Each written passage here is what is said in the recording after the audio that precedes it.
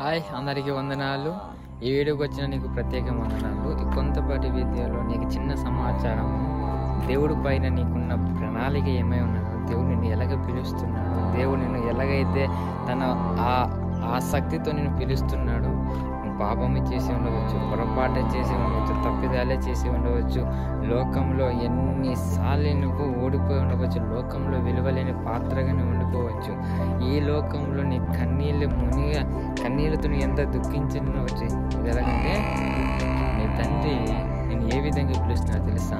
ఈ లోకంలో నేను ఎలాగా తన తండ్రి నేను ఎలాగైతే చేర్చుకోవాలని ఆశపడుతున్నాడో ఈ విధంగా ఈ వీడియోలో నీకు తెలియజేయాలని ఆశపడుతున్నాను. ఒక్కసారి గమనిద్దాము, ఇంకా ముందుకు వెళ్తాం.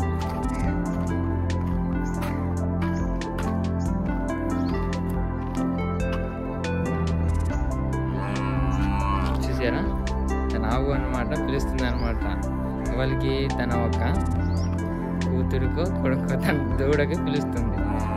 ఎలా పిలుస్తుంది? తన దగ్గర లేదు, దూరముగా ఉన్నారు, ఎక్కడో ఉన్నాడు కానీ దూరంగా ఉన్నాడని అరుస్తుంది కదా. ఆ అరుపు నీ తండ్రి నీ కోసం కూడా పరలోకం ఉంది. నా కుమారుడా ఎక్కడ వెళ్ళిపోయావు? నా కుమారుడా ఎందుకు బాధపడుతున్నావు? నా కుమారుడా ఎక్కడ ఉన్నావు? దురాత్మక చోటు ఇచ్చి నా దేవుణ్ణి నా నుంచి దూరం అయిపోయి ఉండవచ్చే పాపంతోని కావచ్చు, ఎందుకు నువ్వు దుఃఖపడుస్తున్నావు? నేను ఉన్నాను కదా అని ఆయన ఆకాశం నుండి నీకోసం మాట్లాడుతుంటే నువ్వు ఈ లోకంలో దిగులు పడుతూ, ఈ లోకంలో భయపడుతూ, ఈ లోకంలో సందేహపడుతూ, విశ్వాసం లేకుండా, ఏమాత్రం దేవుని నమ్మకం లేకుండా చూసే ఎలా పిలుస్తుంది కదా. ఎక్కడున్నావు అంటే ఆ పిలుపుకి అర్థం ఒకసారి గమనిస్తే, ఎంత దూరముగా ఉన్నా కానీ ఆయన పిలుస్తున్నాడు. ఆయన పిలుపుకి నువ్వు లోబడి, ఆయన పిలిచిన విధానానికి నువ్వు లోబడి, ఇదిగో నా తండ్రి కూడా నన్ను ఈ విధంగా లేపుతున్నాడా, పిలుస్తున్నాడా, ఇంత పొరపాటు చేసి ఉన్న నన్ను ఇదిగో ఇలా చెత్త విధంగా ఉన్న నా బ్రతుకుని విలువగా మార్చడానిక నన్ను పిలుస్తున్నాడు.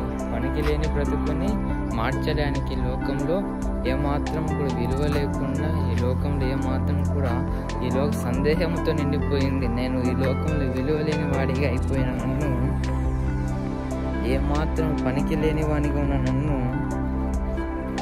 పనికి వచ్చేటట్టుగా, పనికి వచ్చే మార్గముగా, ఏ విధంగా ఉపయోగకరముగా నేను మార్చడానికి ఆయన పిలుస్తున్నాడు. తన తల్లికి ఎంత ప్రేమ ఉందో తన కూతురు పైన, ఆ విధముగానే నీ తండ్రికి అంత ప్రేమ ఉంది నీ పైన.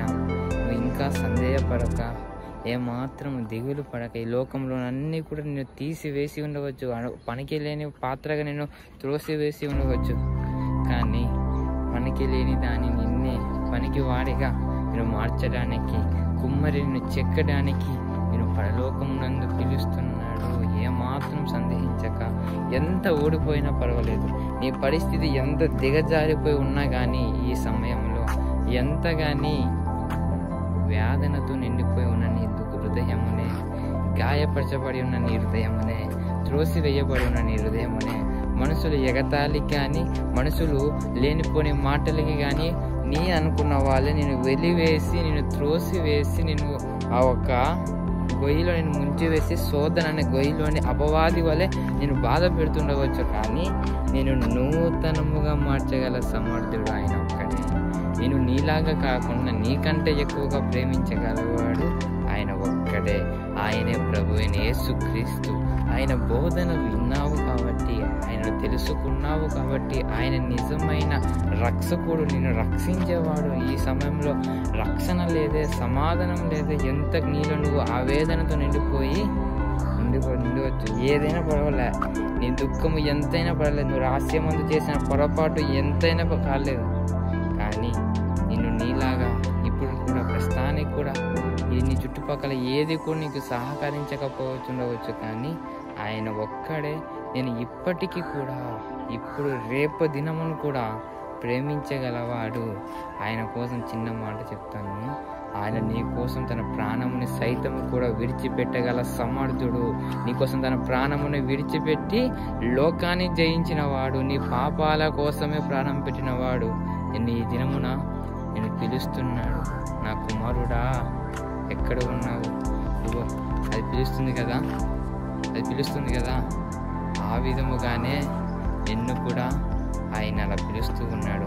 ఆ పిలుపుకి ఇప్పటికైనా సమాధానము చూపిస్తావని, ఆ పిలుపుకి జవాబు ఇస్తావని, ఆయన హృదయముని, ఆయన ఇచ్చిన పరిశుద్ధ ఆత్మను గాయపరచక, ఆయన ఇచ్చిన ఆ ఈ హృదయంలో ఆయన నాసిక రంధ్రంలో జీవాత్మను ఊదగా, నరుడు జీవాత్మనై ఉన్నాడు కదా.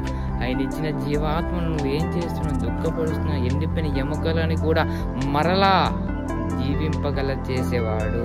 అలాంటిది ఎండిపోయిన నీ ఆశలు కావచ్చు, నశించిపోయిన నీ ఆశలు కావచ్చు, ఓడిపోయిన నీ జీవితము కావచ్చు, ఏమాత్రం పనికి లేదు అనుకున్న నీ బ్రతుకు దినాలు కావుండవచ్చు, కానీ ఈ లోకంలో జరిగిన దాని కోపము ఉంచుకోవద్దు. ఈ కోపం అనేది శాశ్వతంగా ఉంచుకోకుండా యేసు ప్రభు యందు ప్రేమ కలిగి, ఆయన చేస్తున్న కార్యాలందు నువ్వు నెమ్మది కలిగి ఉంటే నీకు సమాధానము కలుగును గాక.